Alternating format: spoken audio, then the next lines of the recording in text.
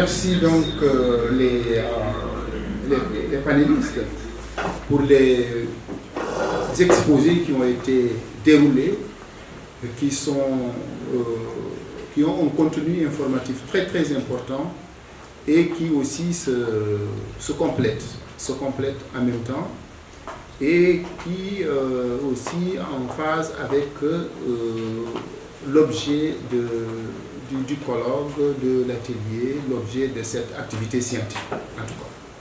Donc ça c'est extrêmement important et ce qui veut dire aussi que ça suscite des débats, ça suscite des interrogations.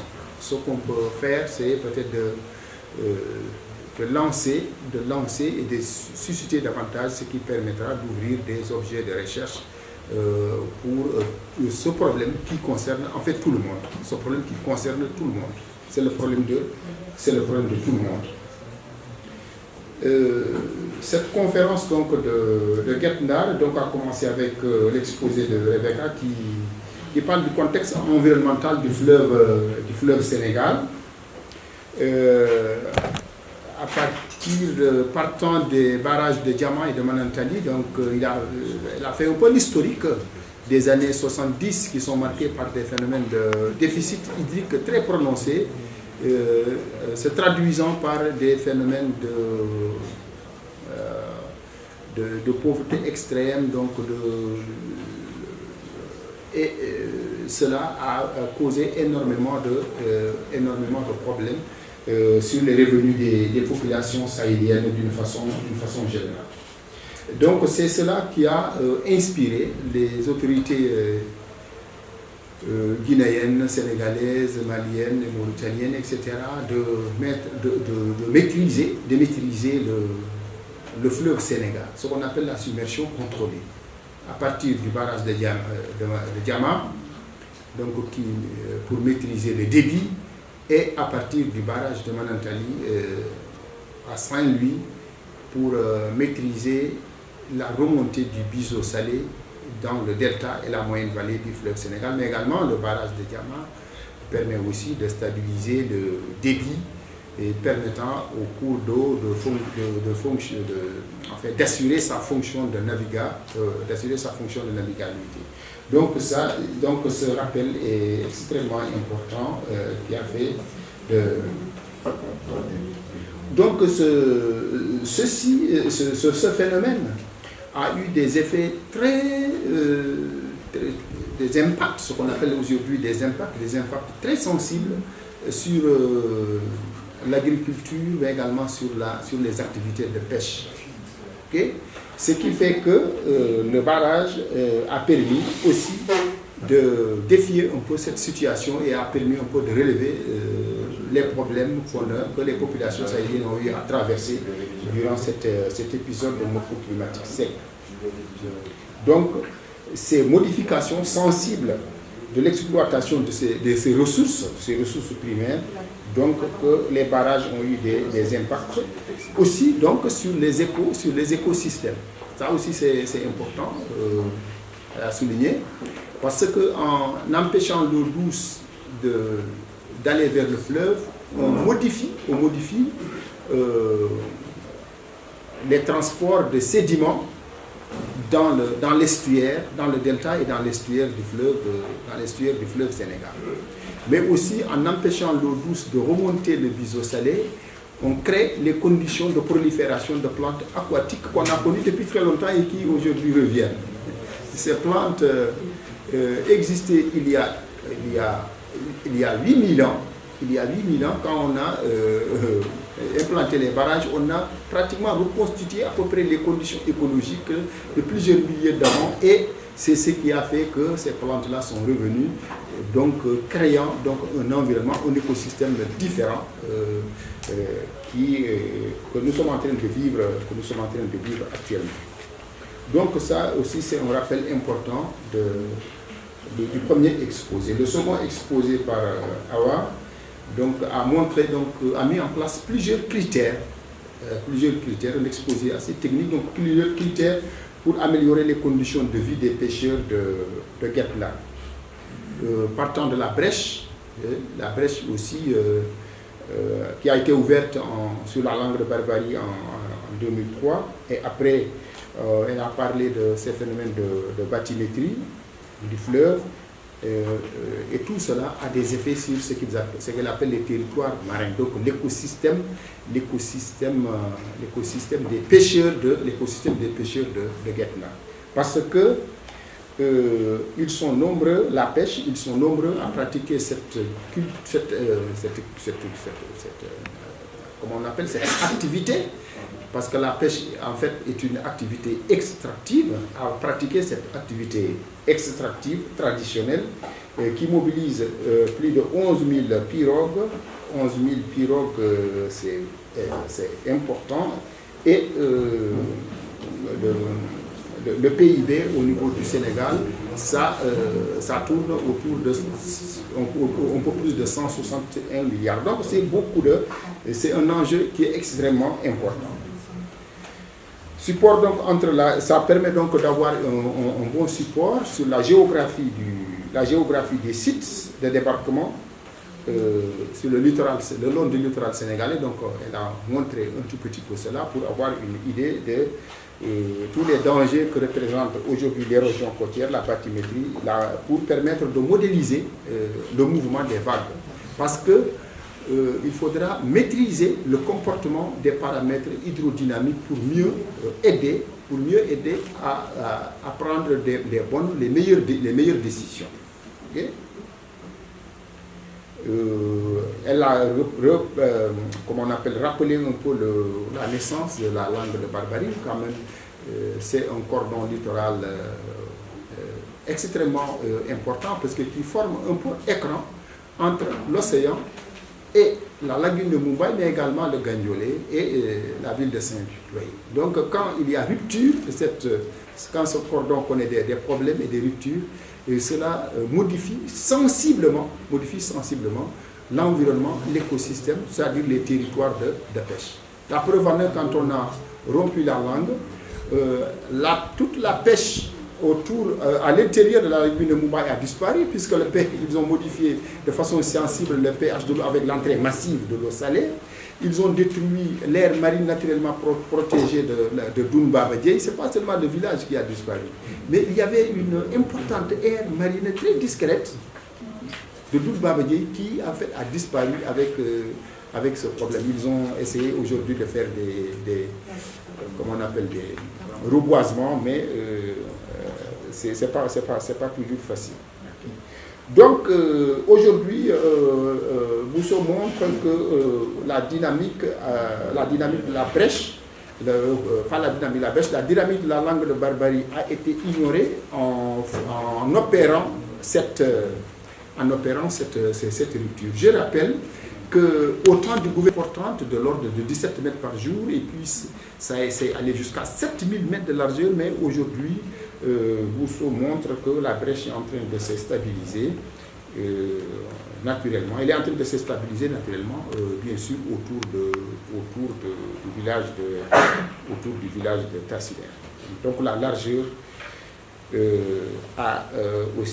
ceci aussi a beaucoup perturbé les activités extractives, les activités de pêche qui sont en fait des activités extractives. Donc elle est tout à fait au sud actuellement. Donc les ruptures, elle a montré qu'il y a eu toujours des ruptures, mais ce sont des ruptures naturelles. C'est la nature qui opère elle-même ces ruptures et qui se stabilise. Mais quand l'individu humain, opère touche ce qu'on appelle une pression anthropique, il ne sait pas toujours comment la nature va répondre. C'est la réponse de la nature qu'on ignore le plus souvent, et c'est ce qui est arrivé. Donc la largeur, bien sûr, a beaucoup évolué et ça s'est stabilisé rapidement. Depuis 2010, il y a une réduction progressive de la largeur. Les vagues, elle a aussi souligné la hauteur des vagues exceptionnelles, ce qu'on appelle les phénomènes de submersion marine. C'est important ce rappel, puisque la cote d'alerte au niveau de Saint-Louis est de l'ordre de 1,75 mètres, 175 cm. Mais elle rappelle que pendant ces moments de submersion extrême, les vagues peuvent avoir une hauteur de l'ordre de 3 mètres, de 300 cm. Mais donc ça dépasse largement ça dépasse largement même la hauteur de certaines maisons en réalité. Donc c'est extrêmement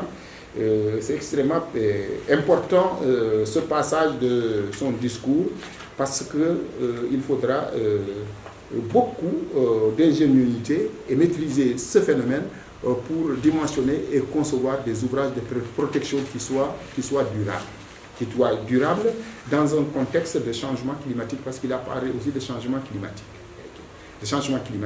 mais également de réchauffement de l'eau de mer. Beaucoup aussi ont tendance à oublier que l'énergie, la quantité, l'énergie contenue dans les océans est beaucoup plus importante que l'énergie contenue dans l'atmosphère.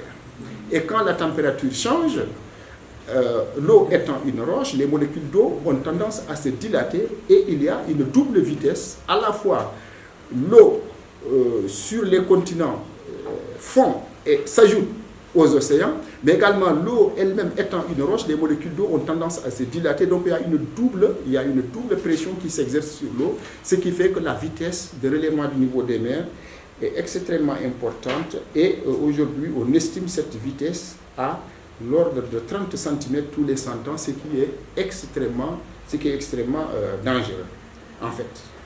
Donc c'est pourquoi elle parle de maîtriser le comportement des paramètres hydrodynamiques qui sont liés à ce phénomène-là, et qui en fait perturbent de façon sensible l'écosystème, ce qu'on appelle les territoires de pêche des populations de la langue de Barbarie. Donc les vents sont violents, la circulation atmosphérique génère des vents violents, ces vents génèrent des courants marins. Elle a même expliqué ces phénomènes de Abbeville, qui explique aussi que ces côtes sont extrêmement poissonneuses. Parce qu'en fait, il y a deux à trois phénomènes au moins.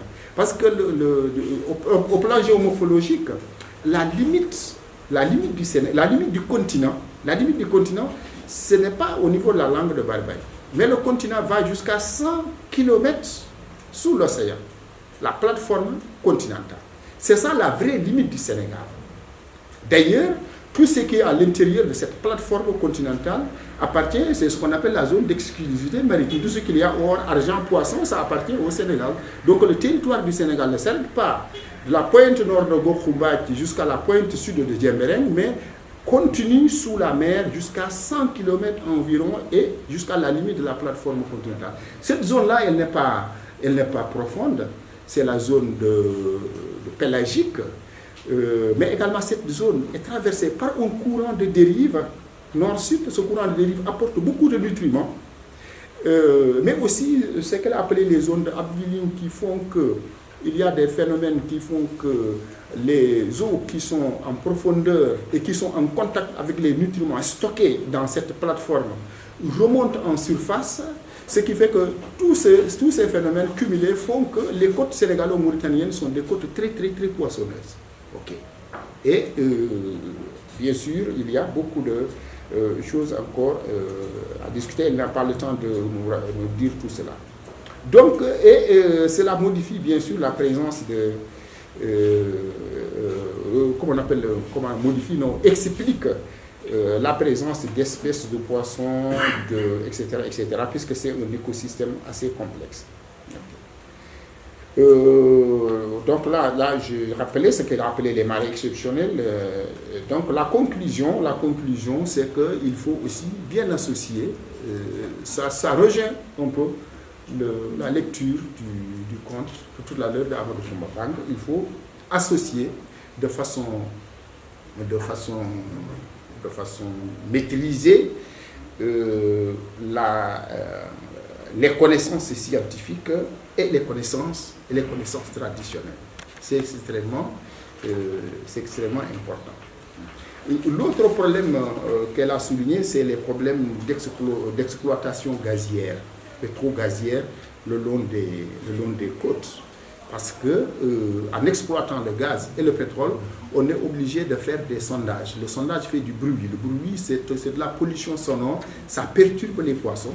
Mais aussi, une fois que le gaz est confirmé, le combustible est confirmé, on est obligé de creuser le creuset des fûts, ce qu'on appelle le forage. Le forage génère des boues, des déchets. Ces boues, ces déchets sont entraînés au fond par des courants marins, ce qui peut entraîner des phénomènes de contamination, et les bruits, les sonores peuvent aussi perturber les poissons. Donc tout cela perturbe le territoire de pêche des quêtes ngariennes. Résultat, elle suggère, mais aussi les parcs, elle a même ajouté les parcs de Djaouling, de la langue de Barbarie, etc. Donc, elle suggère d'associer certaines structures comme le PRCM, WACA, Rampao, etc., qui évoluent dans ces domaines pour mieux aider à mieux comprendre ces phénomènes. Donc, une combinaison, finalement, entre ces structures et l'université, bien sûr. Il parle de géomorphologie, d'hydrologie, etc., de l'espace de société rurale aussi, aménagement rural, pour qu'il y ait une très bonne combinaison interdisciplinaire pour arriver à une approche systémique maîtrisée pour mieux aider les populations de la langue de Barbarie. En fait, ce ne sont pas les populations de la langue de Barbarie qu'on aide, on s'aide en réalité puisque ça forme un tout. C'est un système de relations. C'est un système de relations entre les hommes. Je dis souvent aux étudiants de ne jamais oublier que nous sommes des animaux et que nous sommes dans la chaîne alimentaire. Parce que quand on pêche, on est en train d'équilibrer le phénomène. Quand vous regardez dans les plaines de Serengeti ou de Masai Mara les lions, vous avez l'impression que les lions sont en train de massacrer les gnous ou bien les gazelles. Non, les lions sont en train de stabiliser la vitalité du troupeau en réalité. Parce que les lions s'en prennent aux malades, aux blessés, aux vieillards et aux plus étourdis. Donc ce sont ces gens-là ce sont ces individus-là qui sont exposés. Donc en les enlevant, les lions augmentent la vitalité du troupeau et stabilisent l'écosystème. Parce que si on ne les diminue pas de façon massive et régulièrement, les gnous se multiplient de façon exponentielle, vont détruire avec toutes les plaines, etc. Donc quand on regarde les gens pêcher, etc., c'est en réalité c'est cela. On a besoin de diminuer de façon sensible les poissons, mais il faut le faire de façon maîtrisée, sinon on va vers l'extinction de l'espèce. Et ça, l'extinction de l'espèce se traduit par notre propre extinction en réalité. Donc ça c'est extrêmement important. Donc nous sommes nous-mêmes intégrés dans un système de prédation. Nous sommes dans un système de prédation. Nous avons comme rôle de manger, de prélever et de manger. Certaines espèces doivent être mangées, d'autres doivent manger, d'autres doivent être recyclées par la nature. Donc ça forme donc un système biologique complexe à l'intérieur duquel nous sommes en tant que mammifères placentaires bipèdes, en tant qu'animaux. Il ne faut pas nous sortir de ça. C'est extrêmement important. Tout le monde donc est concerné parce que c'est le régime alimentaire qui est perturbé. Donc on a un peu terminé avec les mots de notre doyen Louis Camara sur la littérature en tant qu'espace interdisciplinaire. C'est extrêmement important. J'ai changé avec un ministre il y a quelques années à Sali. On était dans un hôtel, il disait la science et puis il y a les autres. Donc tous ceux qui font la science, ils entendent par science ceux qui font mathématiques, physique, chimie, etc. Donc les autres, c'est les autres. Hein? Donc ces gens-là qui font mathématiques, physique, chimique, la bourse est automatique. Les autres, on verra quoi. Alors, je lui dis que monsieur le ministre, la science, ce n'est pas un mot, c'est une méthode. Ce n'est pas un mot, c'est une méthode. Quelqu'un qui fait mathématiques, est-ce qu'il est plus scientifique que le sociologue? Est-ce que vous voulez dire que Cheikh Anta Diop n'est pas scientifique? Donc il faut faire beaucoup attention. Tout ce qui est enseigné à l'université est scientifique. Donc, bien sûr, je rejoins ce que tu es en train de dire, parce que je lui disais que actuellement, au Sénégal, on a plus besoin des facultés des lettres et sciences humaines que des facultés des maths et autres, parce qu'on a besoin de, comme disait Cheikh Anta Diop, de restituer notre conscience historique avant les mathématiques d'abord. Sinon, on ne sortira jamais de l'état où nous sommes. Excusez-moi de faire ces digressions-là, ok? Donc, qu'est-ce qu'il faut retenir maintenant? Dernier mot, qu'est-ce qu'il faut retenir du mot de notre lui camarade? Donc, oui, ça paraît une histoire comme ça banale, mais c'est comme si on avait déjà vu ce qui est en train de se passer, mais aussi, cela veut dire que cela confirme qu'il faut associer les populations qui ont une connaissance et des traditions qu'elles maîtrisent, il faut les associer toujours dans ce qu'on appelle science. Donc ce n'est pas un mot, c'est une approche, c'est une méthodologie. Donc ça c'est extrêmement important pour... ça rejoint un peu ce que Awa disait un peu. Voilà un peu en quelques mots, excusez-moi pour ces digressions, etc. Mais je pense qu'il y a beaucoup de choses qui sont importantes et intéressantes qui ont été dites.